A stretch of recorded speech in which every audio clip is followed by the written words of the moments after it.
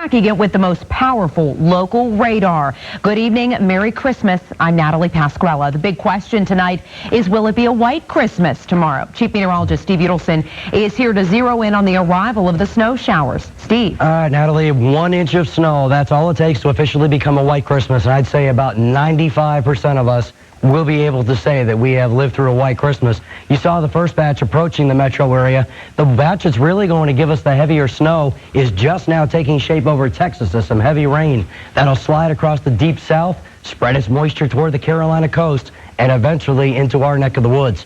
Stage is set. Temperatures have cooled down from the 40s this afternoon. Most of us are down near freezing, well below freezing as you head out toward the high country. Let me show you our futurecast. Nothing going on tonight. Heading out to midnight mass will be A-OK, but early tomorrow morning, we'll start to see the snow encroach from the south and west coming up the I-85 corridor, across the mountains, and then it will just sort of expand into the metro area. And while you see some pink here, that's a mix of snow and rain. Don't worry, snow lovers, it's coming. I'll let you know how much will fall in your neighborhood, which would be historic here in the Carolinas. But of course, also Santa, which at the last report was closing in on San Juan, Puerto Rico, about to make his run up the east coast of the U.S., which means kids better get to bed real soon. Here's your futurecast for tonight. If you're heading to midnight mass, no problems at all. Skies will just be mainly cloudy.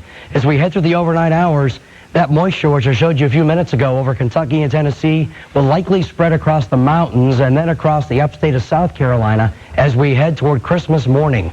About the time the kids are ripping open the first gifts, there we are at 7 a.m., snow showers will be breaking out across the foothills. Now in the metro area, as I said earlier, it may begin as a mix of snow, even rain. But don't worry, we will be looking at snow for only the third time since we've been keeping records dating back to 1878. The most snow we've ever seen on Christmas Day, that's probably safe. 6 inches. That was back in 1947. It was just 3 years ago we actually had snow flurries on Christmas Day. Here's your futurecast. And watch this area of white just continue to expand and sort of engulf the Carolinas. There's 1 o'clock in the afternoon. By 5 in the afternoon, just about everyone seeing snow, with the exception of the Midlands of South Carolina. But even here, a changeover to snow tomorrow night as Arctic air pushes back in. And that could mean very messy roads for those heading out first thing on Monday morning. Something to keep, I should say Sunday morning, something to keep an eye on for sure. Here's your futurecast for snow. And again, in the metro area, the bulk of the snow will be sometime late tomorrow afternoon, Christmas night, and into early Sunday morning. Snow totals in and around the metro area, about 1 inch or so in town, 2 inches or more north of Lake Norman up toward I-40. And up in the mountains, bonanza, 4 to 8 inches of snow or more by Monday morning, and the snow showers will just continue from there. Now in the metro area, we'll get the sunshine back by Sunday afternoon, but it will be breezy and it will be cool.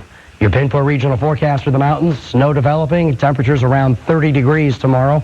Christmas Day in the foothills, perhaps a little bit of rain early, and then it's just going to be mainly snow, highs in the mid-30s. Same story in the metro area with the change over to snow Christmas afternoon, and then south across the Midlands, mostly rain, gradually mixing with and changing to snow late Christmas night. Our 5-day forecast, breezy, cold again on Sunday, cold still on Monday. It'll be the middle of next week before we see any kind of warm up. And everybody's getting in the Christmas spirit. I have to show this little tree with the ornament.